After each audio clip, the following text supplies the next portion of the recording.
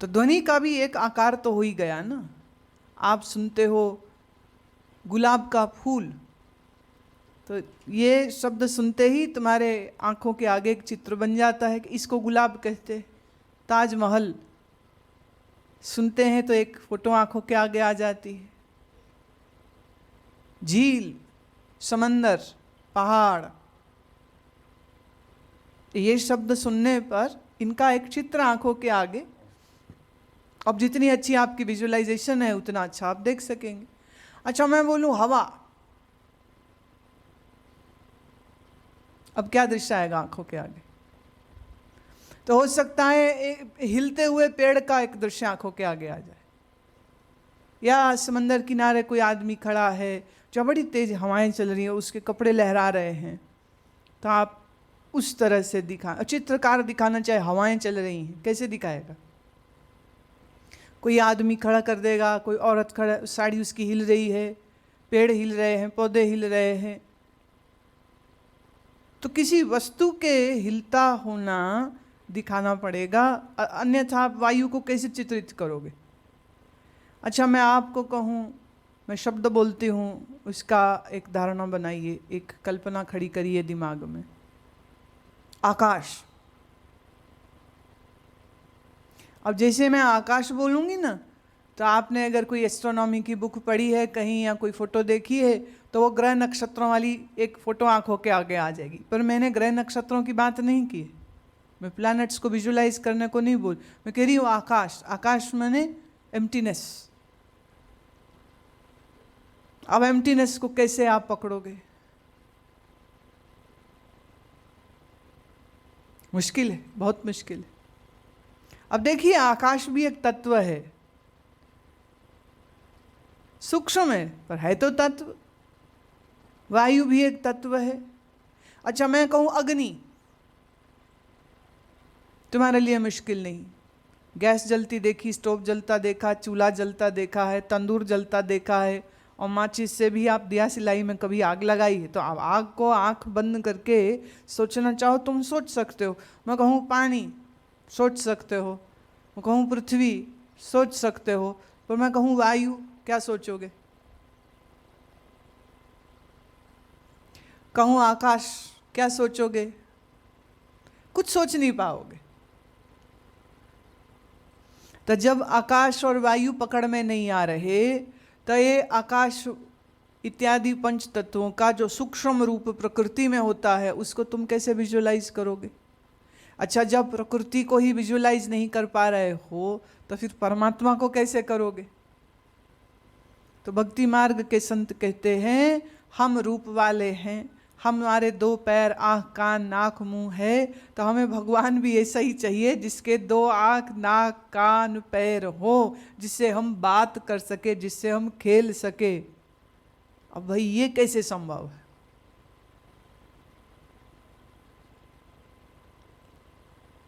इसी को संभव बनाने के लिए उन्होंने यह कहा कि जैसे अग्नि व्यापक है, व्यापक माने इज प्रेजेंट एवरीवेयर।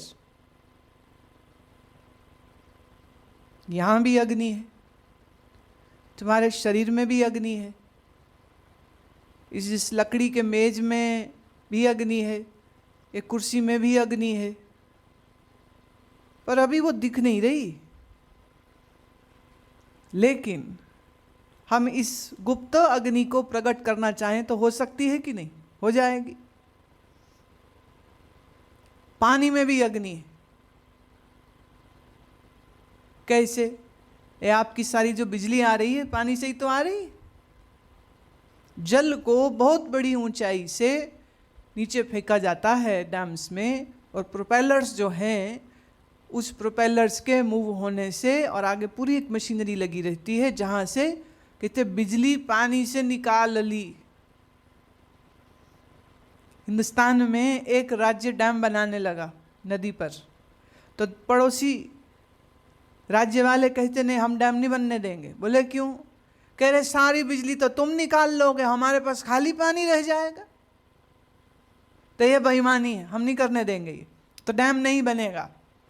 हमें बिजली वाला पानी चाहिए, हम तुम्हें बिजली नहीं लेने देंगे। अब कौन समझाए? पर बिजली पानी में भी है, शरीर में भी है। थर्मामीटर से आप तापमान लेते हो, बढ़ जाता है, बुखार होने पर, कमजोरी होने पर कम भी हो जाता है। और जिस दिन तुम्हारा शरीर मरेगा उस दिन जब थर्मामीटर तुम्हारे मुंह में ठूसेंगे कुछ नहीं आएगा, तो ठंडा हो गया। वैसे ये एक प्रयोग है, ये मेरे को भी जानने की रुचि है कि मुर्दा में अगर हम थर्मामीटर डालेंगे तो टेम्परेचर क्या होगा। तुम्हारे आसपास कोई मरे तो थर्मामीटर लेके जाना और उसका मुंह खोलना और मुंह में डालना। अब घर वाले उसके मरे आदमी के रिश्तेदार तुम्हारी पिटाई कर दे, मेरा कोई जिम्मा नहीं। जिंदा आदमी का तापमान है शरीर में। अच्छा भाई, मृत शरीर में भी एक तापमान होता है, अग्नि मृत शरीर में भी मौजूद है। तभी तो जब आप चिता पर, आपने तो 1 क्विंटल लकड़ी डाली होगी और उसमें आपने शरीर को रखा, आग लगाई। अगर शरीर में अग्नि ना होती तो सिर्फ लकड़ी जलती, शरीर वैसे का वैसा पड़ा रहता। पर लकड़ी के जलने से पहले ही ये शरीर भस्मीभूत हो जाता है, शरीर के अंदर की अग्नि जो है वह प्रकट हो जाती है। अग्नि सब जगह पर 2 रूप हो गए, एक अग्नि का सूक्ष्म रूप और एक अग्नि का स्थूल रूप। कमरे में अंधकार है तो अंधकार को दूर करने के लिए हमें रोशनी की जरूरत है। वो रोशनी कैसी हो? स्थूल के सूक्ष्म? सूक्ष्म तो पहले भी है और उससे अंधेरा नहीं जाता, तो हमें अग्नि जलानी पड़ती है। लाइटर से, दिया सिलाई, माचिस से हम जलाते हैं और स्थूल रूप प्रकट होते ही कमरे का अंधकार दूर हो जाता है। इसी तरह परमात्मा सर्वव्यापक है लेकिन सूक्ष्म है, तो तुम्हारे मन की पकड़ में नहीं आता। इसी व्यापक परमात्मा स्वरूप के कहीं कहीं पर स्थूल रूप है। स्थूल माने प्रकट, फिजिकली प्रेजेंट। इन्हीं को हम अवतार बोलते हैं। चैतन्य ऐसे तो सब जगह है, पर जिसका अंतःकरण भी चैतन्यता माने ज्ञान से परिपूर्ण होता है उसी को अवतार कहते हैं। तो हिंदू धर्म 23 अवतारों की बात मानता है, लेकिन उसी के साथ साथ उन्होंने एक बात और भी जोड़ी कि संत भी अवतार होते हैं। बोले संत भी अवतार है, किसके? बोले उसी के जो निर्गुण है, जो निराकार है। बोले क्यों? बोले जहाँ जहाँ सत्य प्रकट हो गया, सत्य तो तुम्हारे अंदर भी उतना ही है जितना हमारे अंदर, जितना बुद्ध, महावीर, कबीर के अंदर। लेकिन तुम्हारे अंदर अभी वो सूक्ष्म है, प्रकट नहीं हुआ, और कबीर और गुरु नानक के अंदर प्रकट हो गया।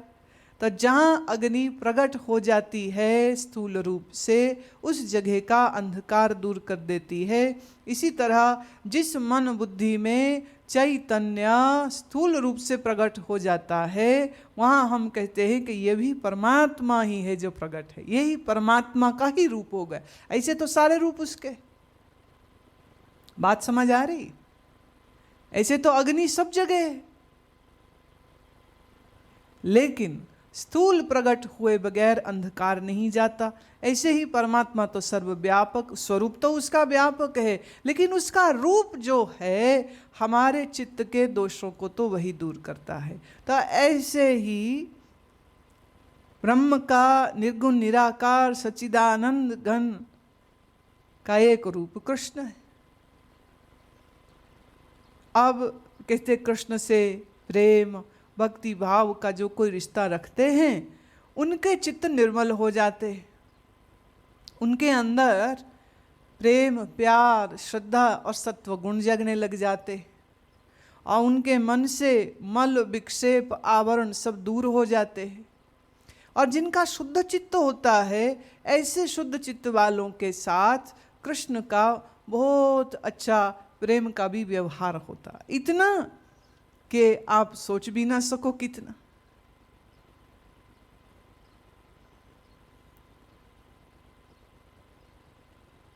भक्ति वालों के लिए वृंदावन एक स्थान का नाम है,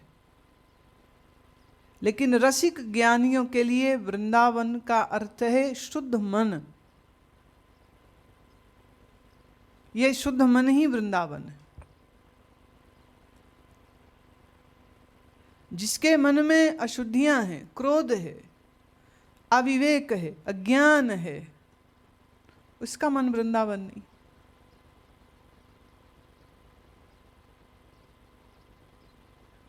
यहां से वृंदावन जाना चाहो 4 घंटे में पहुंच जाते हो, जाओ। गली गली घूम लेना, मंदिर मंदिर घूम लेना। वहाँ कोई मंदिर 100 साल पुराने भी हैं, कोई 200 साल पुराने भी हैं, और कोई नए नए बने भी हैं। कृष्ण कब हुए थे? आज से लगभग 5,500 साल पहले। 5,500 साल पहले। 5,500 साल में ज्योग्राफी सारी बदल जाती। नदियां रास्ता छोड़ जाती हैं, दूर हट जाती हैं, स्थान बदल जाते हैं।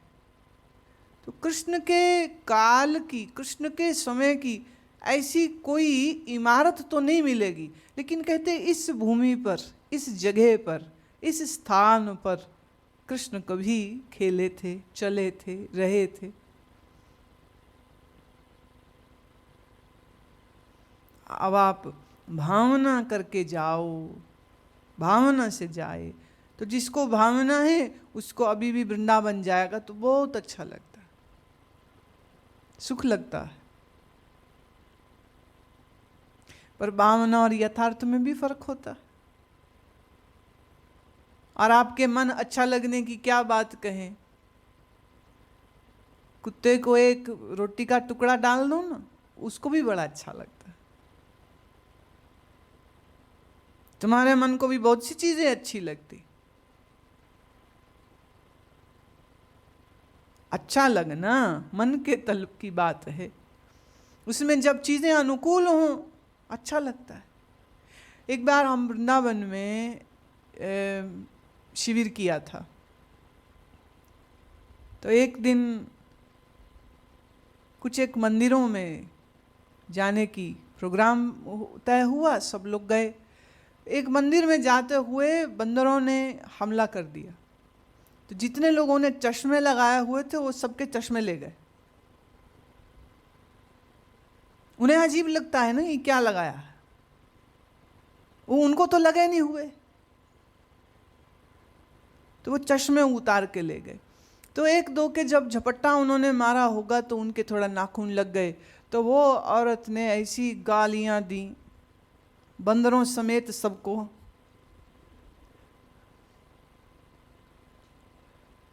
भागवत के अनुसार कहते वानर भी कृष्ण के मित्र थे।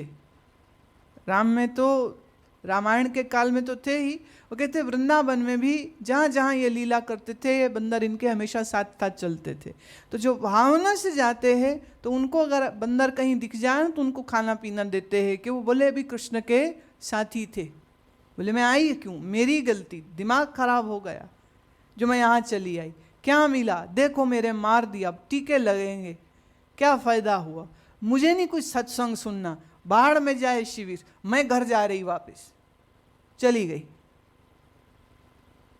कई लोग डरे सहमे थोड़ा बहुत, पर कई लोग फिर बड़ा हंसे बाद में, क्योंकि वो जो चश्मे ले गए तो वो देखें उल्टा सीधा करके, और फिर किसी ने हड़काया तो उन्होंने चश्मा फेंक दिया, उसे कुछ खाने की वस्तु फेंकी, उसने चश्मा वापस फेंक दिया। आप गए मंदिर में बड़ी भावना से, जेब कट गई, भावना वामना गई सारी उड़, मंदिर में सब चोर बैठे हैं, गाली दे के वापिस आ गए। अच्छा आप गए मंदिर में, अब हर बार बुरी बात थोड़ी होती, कभी कभी अच्छी भी होती। कोई गोसाई ने आपको देखा, अच्छा कहाँ से आ रहे हो, भगत जी कहाँ से आ रहे हो, राधे राधे, बोले दिल्ली से आ रहे हैं, हम पहली बार आ रहे, चलो आओ आओ आपको दर्शन कराते। तो आपको ले गए साइड से, सबसे आगे खड़ा करके बिहारी जी का दर्शन कराया, आपको इतना बड़ा दोना प्रसाद का दिया, एक फूलमाला लाई आपके गले में डाल दी, तुम्हारी पत्नी के भी डाल दी, और प्रसाद भी दे दिया, अब आप बड़े खुश, मंदिर बहुत अच्छा, बड़ा मजा आया। बाहर निकले, लस्सी पी, खाना पीना किया, अब और मजा आ रहा है। घर जाके 100 लोगों को बोलेगा वृंदावन में बड़ा मजा आता, अगली बार जाऊंगा ना तुम भी चलना।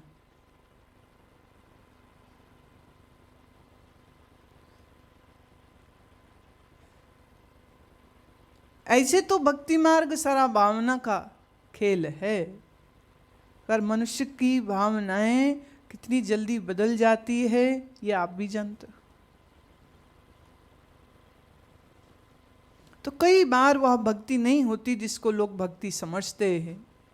भक्ति सिर्फ भाव नहीं है, भक्ति विश्वास है। भक्ति सिर्फ भाव नहीं है, भक्ति आस्था है, भक्ति समर्पण है। भक्ति अपने मैं को अपने प्रियतम के साथ जोड़ देने का नाम है।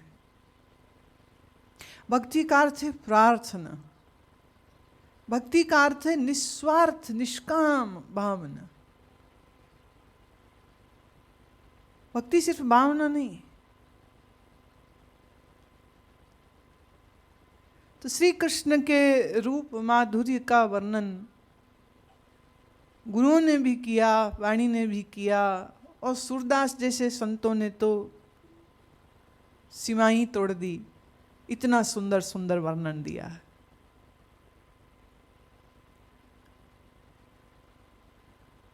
पर ज्ञान की दृष्टि से देखे तो कृष्ण अर्थ चैतन्य, और चैतन्य कहाँ है? मेरे ही मन के मूल में चैतन्य है, और इस मूल में जो चैतन्य आत्मा ब्रह्म है सो ही कृष्ण है। और जब आपकी मन की वृत्ति इस स्वरूप को नहीं समझ पाए, इस आनंदमयी सच्चिदानंद कृष्ण को नहीं समझ पाती है, और जब आपके मन की वृत्ति या कहो आपके मन का ध्यान बाहर संसार की ओर चल जाता है, आँखों से कुछ देखूं, कानों से कुछ सुनूं, जीभ से कुछ खाऊं, तो ज्ञान इंद्रियां हैं हमारी 5, और 5 ही कर्म इंद्रियां हैं, और इन इंद्रियों के द्वारा आपका मन बाहर बाहर बाहर बाहर भागता रहता है। तो ये हो गया आपका अज्ञान पसार संसार और संसार का व्यवहार।